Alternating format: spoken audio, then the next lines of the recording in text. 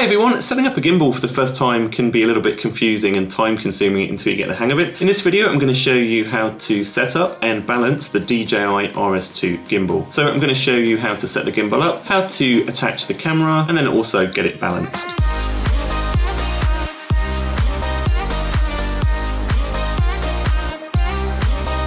The first thing you're going to want to do when you unbox this gimbal is to go and charge it. This is the main handle and the battery's inside here. And if you open this little cover, you can see you've got a USB-C charging port there. So just plug that in and get the thing charged up. And you'll see some green lights telling you how much it's charged. To help you get this thing set up, there's this handy little tripod attachment, and you can just open this up like this and screw this onto the bottom of the battery or the main handle here. This is going to make it a lot easier to actually set up the rest of the gimbal because it won't be flopping all over the place. You could also attach this to a tripod if you wanted to, but these kind of legs make it really easy. The next thing you're going to want to do is attach the main gimbal to the handle here. First thing you'll need to do is remove this plastic or this rubber cover off the bottom there, and then we can attach the gimbal to the handle. So make sure the gimbal's lined up away from you and point the screen towards you, and then just attach it in here, and then lock down this lever to make sure it's firmly attached.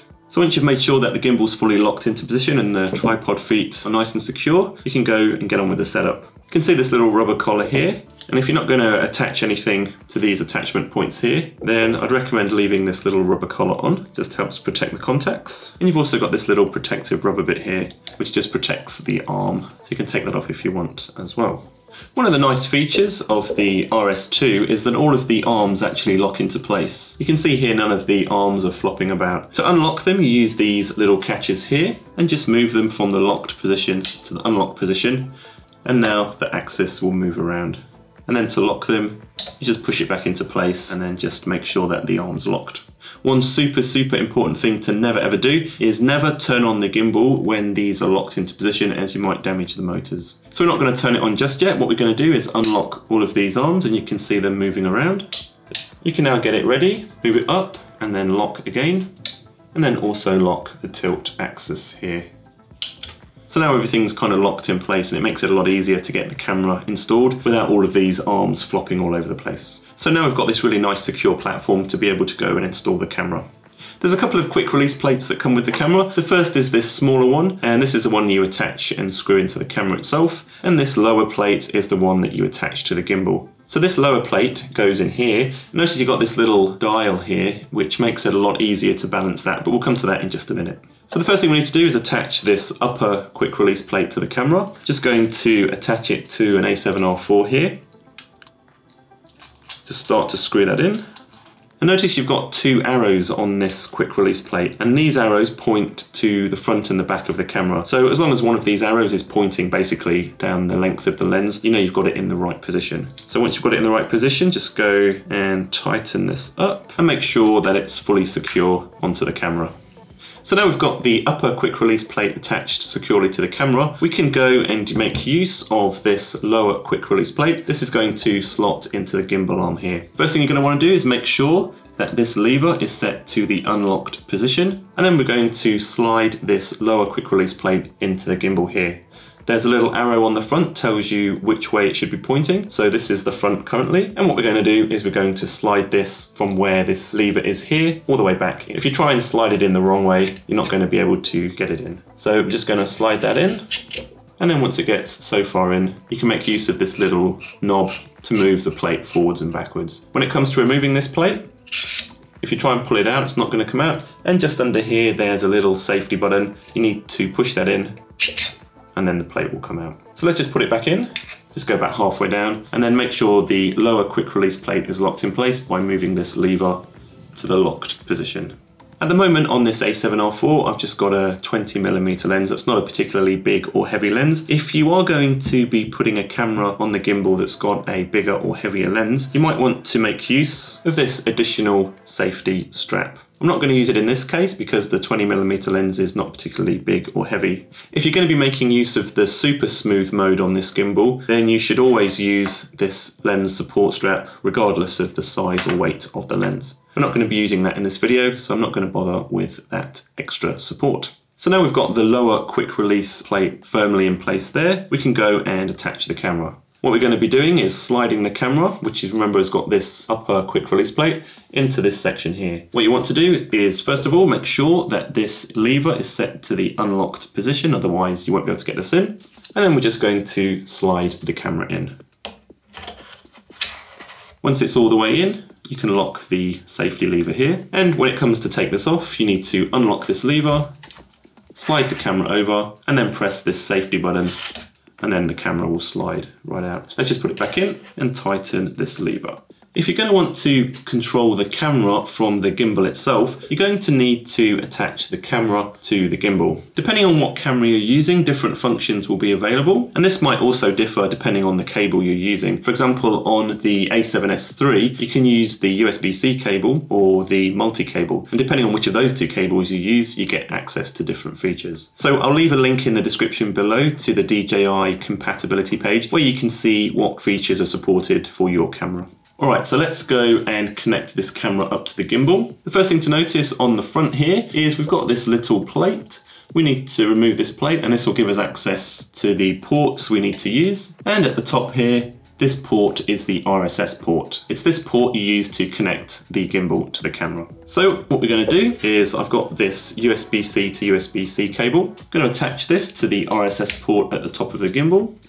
And then we're going to go and attach this to the USB-C port on this Sony camera.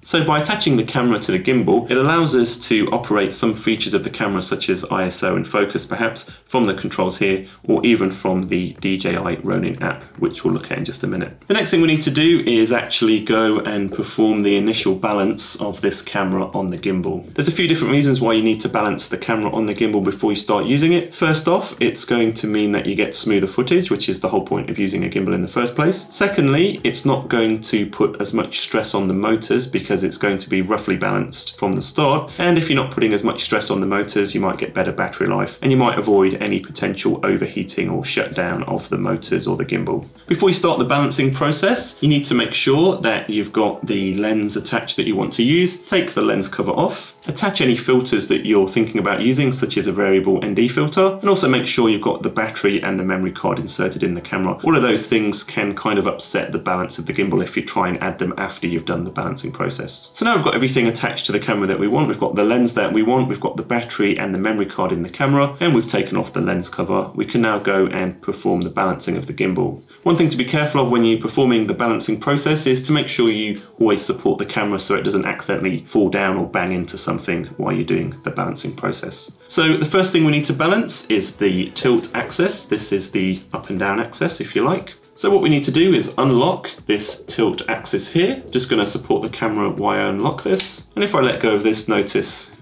the tilt axis is free to move now. What we want to do is loosen off this lock here. This is going to allow this part of the arm to move up and down, and it's going to help us balance the gimbal. So I'm just going to loosen that off. And now we can move this up and down here. So the goal here is to be able to have the camera pointing straight up and not flop forwards or backwards. You can see at the minute, it's kind of tilting to the front, so we need to make an adjustment here. Just going to pull this back slightly. If I push it back too much, notice it's falling to the back now, which is not what we want either. So you just need to find the position that looks pretty good, where it's happy to point straight up without you holding it. I think I just need to move it a tiny, tiny, tiny fraction towards the front, and that's looking pretty good. Once you've got it balanced, just tighten this lever. So keeping this tilt axis unlocked, the next thing we want to do is balance it towards the front. What we want here is for the camera to stay pointing towards the front without us having to hold it. Notice at the minute it's flopping towards the back here. What we're going to want to do is move this plate here forwards or backwards to make sure the camera stays in that position. So what we're going to do is unlock this lock here, and then we can use this knob here to gradually move the plate forwards and backwards. So the camera's flopping to the back at the minute. So what we need to do is move this plate towards the front. And once again, being careful to support the camera. And you can see now that it's roughly balanced here. It's a little bit forward heavy, so I'm going to move the plate back just a little bit, and that's looking pretty good. When you've got it balanced, lock the lever once again, and that'll lock it in place. To check if this is set up properly, what you should be able to do is move the camera to a 45-degree angle that way and it stays still. and also a 45-degree angle that way, and it stays still. Notice how it's not flopping forwards or backwards, it can just maintain its position. So that's looking good. What we can now do is lock this axis. If it doesn't lock, just gently move it forwards and backwards until you feel it click and lock into place. And now we can continue with the balancing. The next axis we're going to balance is this roll axis at the back here. Once again, you've got this safety lock, which allows you to move this forwards and backwards, or left and right. And you've also got the lock. So what I'm going to do is just move it around here. I'm going to make sure I gently support this arm so the camera doesn't fall all over the place. And I'm going to unlock this lever here. I'm also going to unlock the axis lock itself.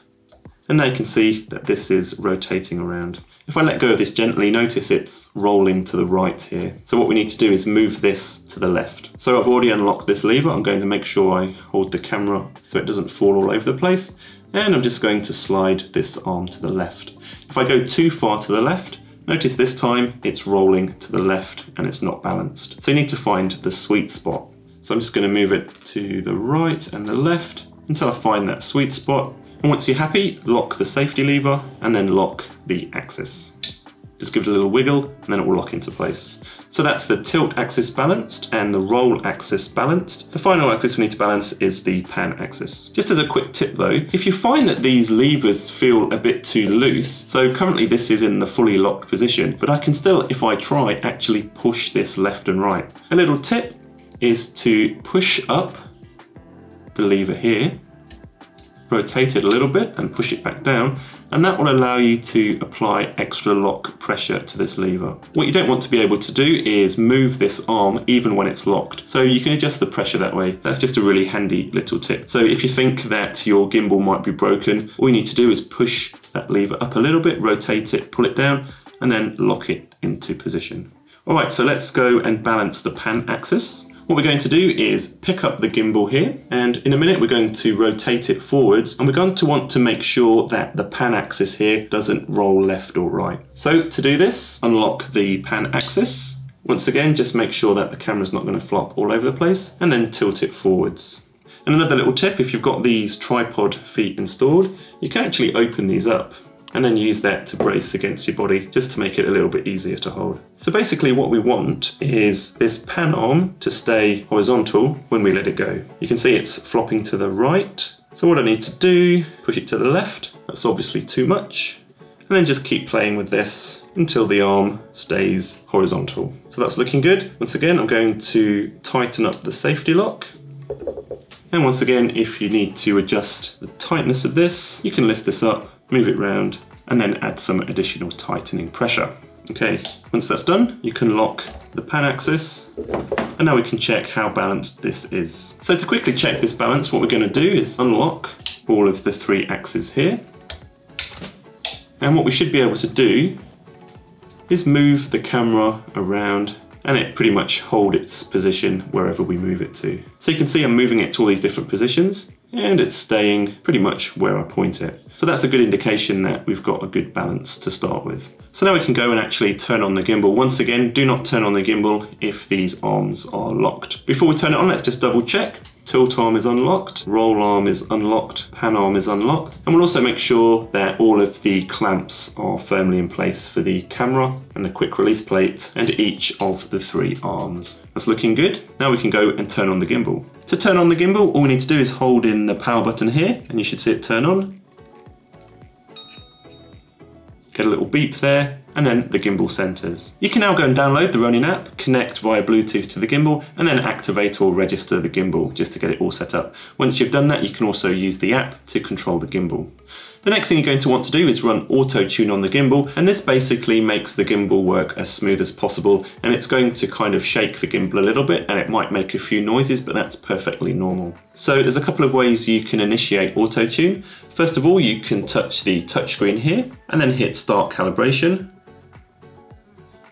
You'll notice that the gimbal moves around a little bit, does a little bit of shaking, and you can hear a bit of a noise there. And it's telling us on the screen that we're 100% complete and that the calibration is finished. At this point, you can go and use the gimbal.